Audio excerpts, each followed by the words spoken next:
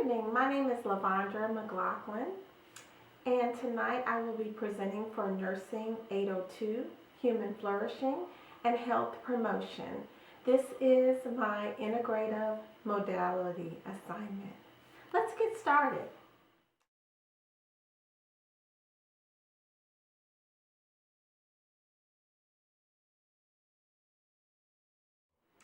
Today I'm going to discuss a form of touch and hand meditated therapies known as massage therapy. Massage therapy is a mechanical modality which is a part of traditional holistic system of healing that roughly began about 5,000 years ago. Massage therapy has been practiced in most cultures, both Eastern and Western, throughout human history, and was one of the earliest tools that people used to relieve pain. Massage therapy treats clients by using touch to manipulate the muscles and other soft tissues of the body. These certified and trained healthcare professionals manipulate muscles, connective tissue, tendons, ligament, and skin using various degrees of pressures and movement therapies. As a nurse, I typically perform therapeutic massage for my patients that have chronic pain to their upper and lower body extremities. This is common in the healthcare setting. Educational requirements for massage therapists vary greatly by state and locality. Most educational programs are typically found in private or public post-secondary institutions, and most programs require at least about 500 hours of study for their completion. Some programs require a little bit more, probably about 1,000 or more hours. Normally the requirements are a high school diploma or equivalent, and it's usually required for admission to any type of massage therapy program. Programs generally include both classroom study and hands-on training practice for various techniques. In states that with massage therapy regulations, workers must get a license or certification before practicing massage therapy. Most states' regulations typically require graduation from an approved massage therapy program, and you have to pass a regulated or state exam. And this state exam is specific based on the massage and body work licensing examination offered by the Federation of State Massage Therapy Boards. Some massage therapists obtain certifications through the National Certification Board for therapeutic massage and body work as well. Massage therapists also often need to have a background check and have some type of liability insurance, as well as obtain some type of CPR, just so that in case of emergencies they're able to have those type of first aid measures on hand. Many states require massage therapists to complete continuing credits on a yearly basis to renew their licensures, and that's on a periodic basis. Some massage therapists typically travel from home to office to give massages. Others work out of their own homes, and many therapists, especially those who are self-employed, provide their own tables or chairs and equipment. And some even work for specific franchises such as Massage Envy, to name a few.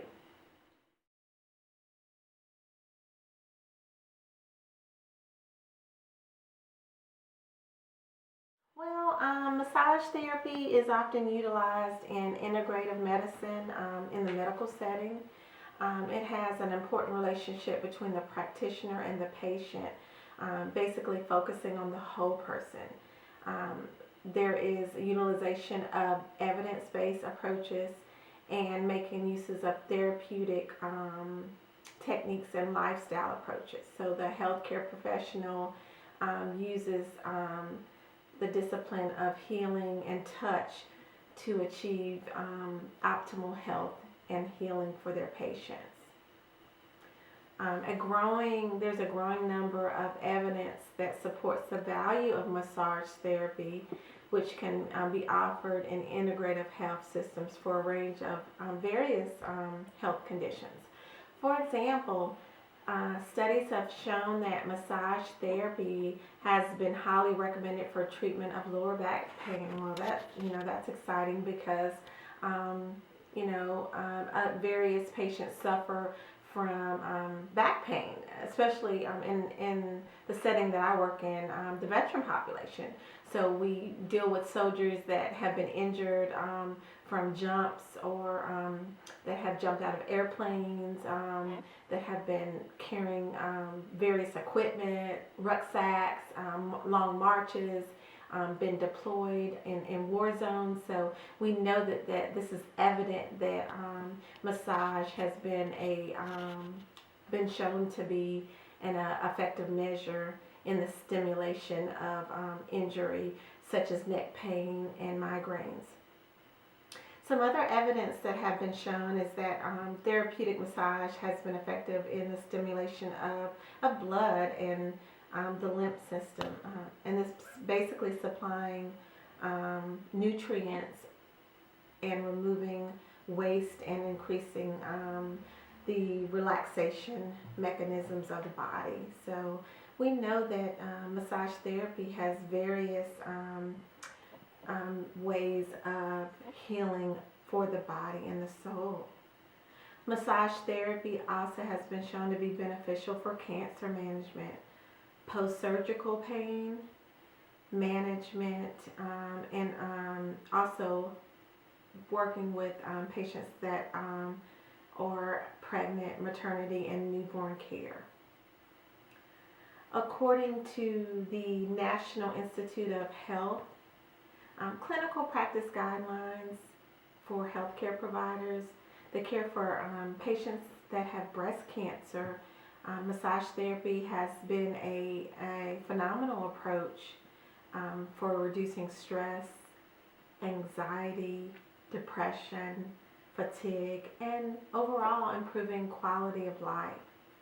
Some clinical practice guidelines for even the care of patients with lung cancer suggest that massage therapy could be added as a part of supportive care in patients that have increased anxiety or pain, and that it can control their care during cancer treatment. Massage therapy may be also helpful based on studies for patients with fibromyalgia symptoms. If it's continued for long enough times. A study conducted in 2014 evaluated 9 studies, 404 total participants, concluded that massage therapy, if continued for at least 5 weeks, improved pain, anxiety, depression in people with fibromyalgia, but not necessarily did not influence their sleep disturbance. So that's really phenomenal to know.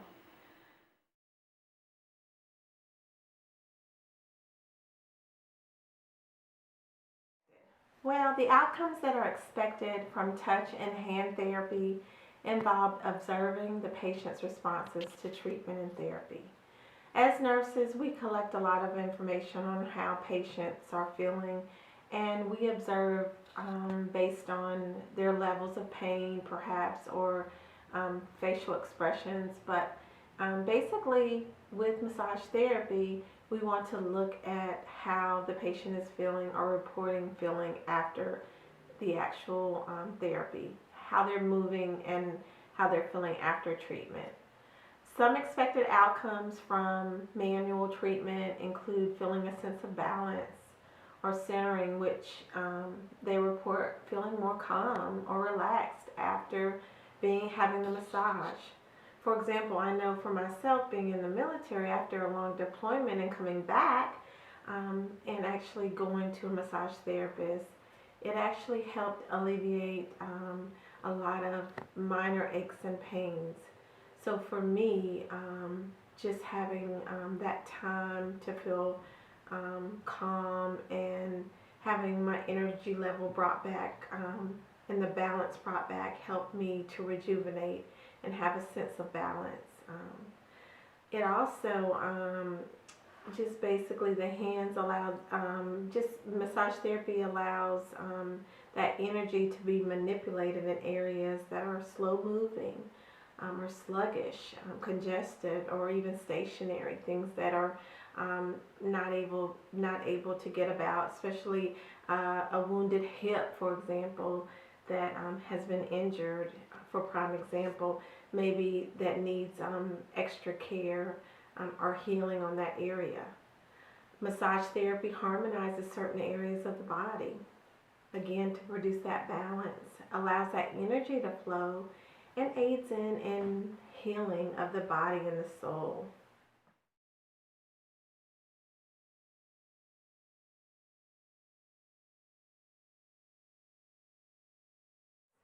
Well, throughout the course, we've learned about various modalities and treatment therapies. Massage definitely can promote healing and enhance well-being.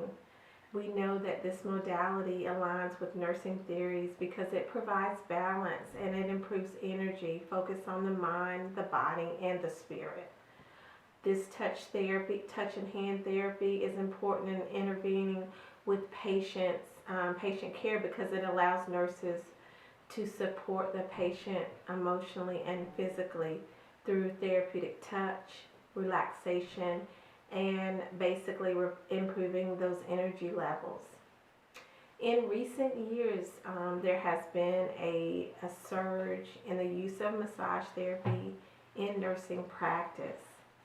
It provides insight that the mechanism that massage supports the healing process. In many cases, nurses are authorized to perform some types of massage therapy by virtue of their license. So, and it varies from state to state.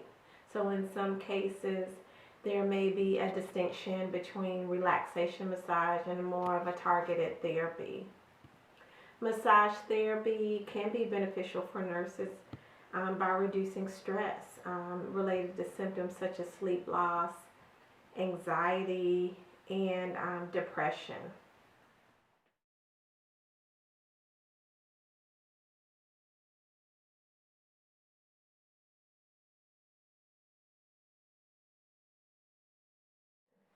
Well, I spoke with a massage therapist. I had the opportunity to interview an Army reservist and a massage therapist in the civilian sector, Mr. Ayala, and he's been practicing massage therapy for approximately 6 years in Florida. He went through a program, Millermont Institute, where he obtained his training and his certification after 2 years of dedicated school. He said the cost was roughly about $30,000 or more, but he stated that the military GI Bill really helped him to offset the course of his expenses because he was active duty, and they actually paid for his schooling at the time.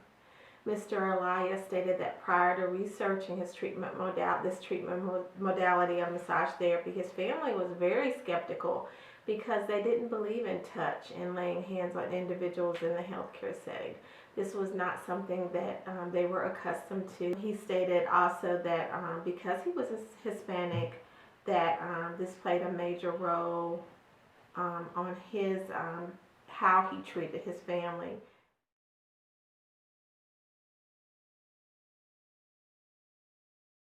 In conclusion, massage therapists definitely can promote health and well-being and healing in the healthcare setting. As a nurse, I feel that massage therapists are beneficial as far as with the treatment modalities and methods utilized in the healthcare setting.